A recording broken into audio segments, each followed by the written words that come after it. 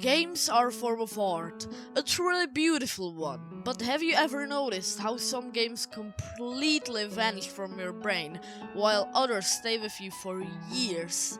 What actually separates the truly memorable games from the ones we just forget? Well, hello Noobbles! Today we're diving deep into exactly what makes a game resonate with you and stay engraved in your mind.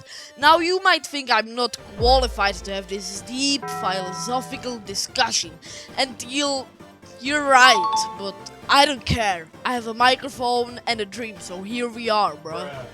To get to the bottom of this, I turned to an ancient, sacred internet ritual. Google Forms. Now look, the survey kind of flopped. I got like what, 20 answers, but some are pretty funny. Like, for example, one person didn't even use words. They just answered with, which is pretty valid, very poetic. Another guy said in the questions about what makes a game memorable by writing, story is also important. My brother, you chose the story category already. But jokes aside, more than half of the people's responses pointed to one single thing. The story. And like, I get it, there are countless incredible stories out there. Personally, I'm a sucker for a good story. Masterpieces like The Last of Us or my beloved Red Dead Redemption 2 make you like the game because they care about the characters.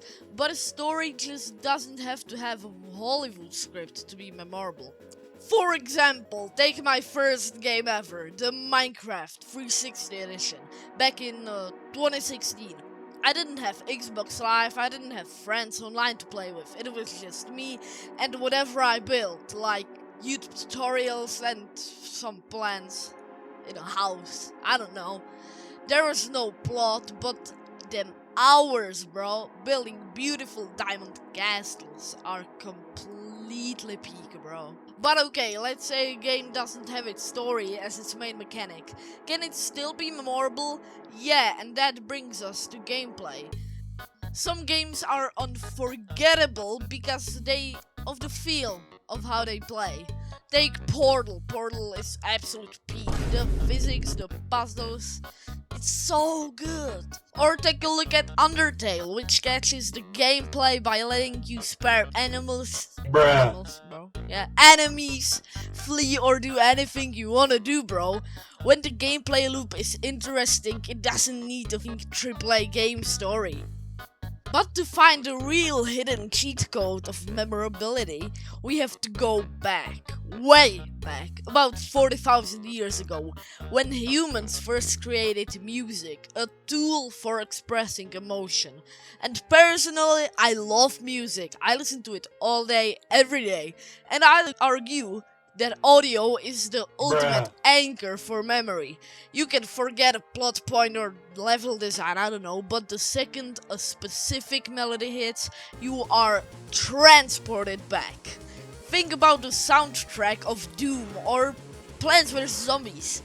And of course, the greatest of them all, the Minecraft soundtrack by C418. It is beautiful. It's the sound of my childhood. So what actually separates a memorable game from a forgettable one? The truth, there isn't a single answer.